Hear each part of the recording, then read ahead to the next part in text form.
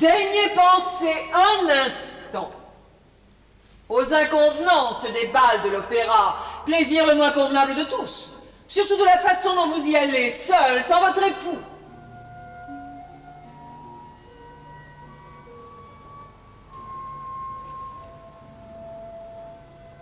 Moi, je ne pensais qu'à m'amuser. Je me moquais de l'étiquette, oui. Au moins, je ne suffoquais pas au moindre dérangement de l'ordre établi. À Vienne, on l'ignorait, on vivait entre soi. L'étiquette, toute mon enfance en a été absente. Qui était donc ce personnage, Marie-Antoinette? Et ce que je peux dire, c'est que je pense que c'est un personnage très mal connu, qu'on enseigne très mal dans les cours d'histoire, ou en tout cas par rapport auquel on n'a que des clichés. Enfin, c'est en tout cas mon cas. C'est un personnage que je connaissais très mal. Je n'avais pas spécialement envie d'aborder ce personnage au théâtre, parce que je trouvais que c'était une reine qui n'avait rien compris à son époque, qui avait été insouciante, futile, enfin c'est tous les clichés qu'on a sur elle. Et puis en fait, à la lecture de plusieurs biographies que j'ai lues par rapport à elle, j'ai tout à fait revu mon point de vue. C'est-à-dire que c'est effectivement une femme qui a été futile, qui n'a pas vraiment compris les bouleversements de son époque. Mais au-delà de ça, quand on lit sa vie, ses biographies, on se rend compte que c'était une femme, en tout cas très attachante, et qui, dans les moments d'épreuve, dans les moments terribles de la fin de sa vie, en tout cas, tout à coup, montrait une facette d'elle-même qu'on ne pouvait pas soupçonner par rapport à sa jeunesse et par rapport à ses années de frivolité, disons. Marie-Caroline, Marie-Amélie, Marie-Léopold, Marie-Joseph, Marie-Maximilien, Antoine, à table. Chez nous, on élevait les enfants en communauté, sans distinction, sans favoritisme. Tout le monde s'appelait Marie. J'étais la 15e de la lignée. La mortalité infantile galopante aidant, les familles nombreuses s'imposaient pour assurer la pérennité de la dynastie. Un enfant de plus ou de moins, ma mère n'était pas femme à en faire si casser un petit fût.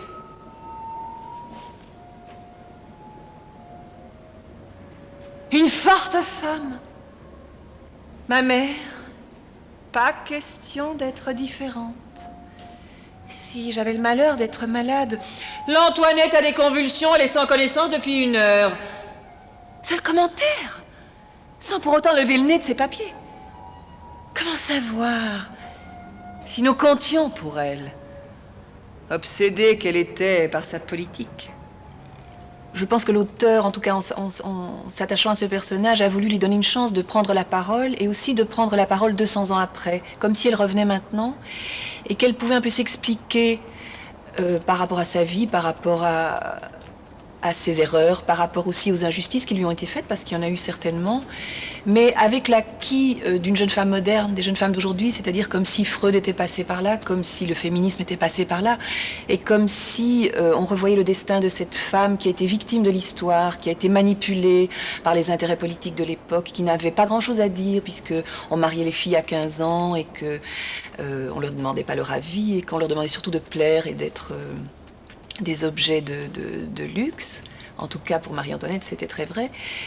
Et donc, c'est comme si on lui donnait une chance de revoir toute cette histoire, tout ce passé, avec un point de vue critique et forcément une colère. Je veux dire que dès le moment où cette femme revient 200 ans après s'expliquer, elle revoit sa vie avec une certaine colère. Mais ça, c'est l'imaginaire de l'auteur, bien sûr.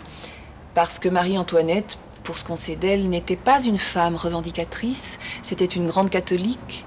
Et je pense que dans ces derniers mots, dans ces dernières lettres, elle acceptait son destin avec tout le poids d'une éducation et d'une conscience catholique. Un homme pas comme les autres.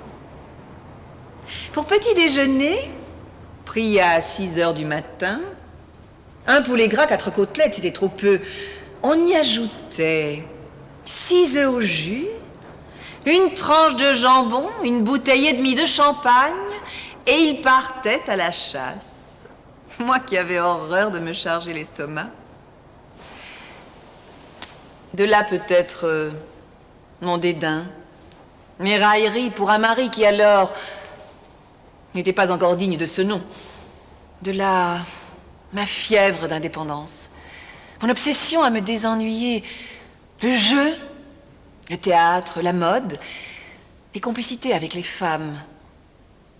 Mes amours avec le bel Axel, toutes ces inclinations. Quoi d'étonnant. Louis m'approuverait toujours.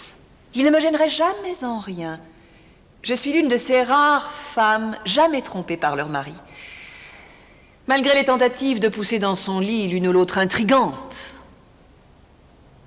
Pendant ces 7 années où l'on ne voyait rien venir. Le pauvre, il avait sa paresse, sa nonchalance aidant, mais surtout la douleur lorsqu'il me pénétrait. Il avait l'aiguillette nouée.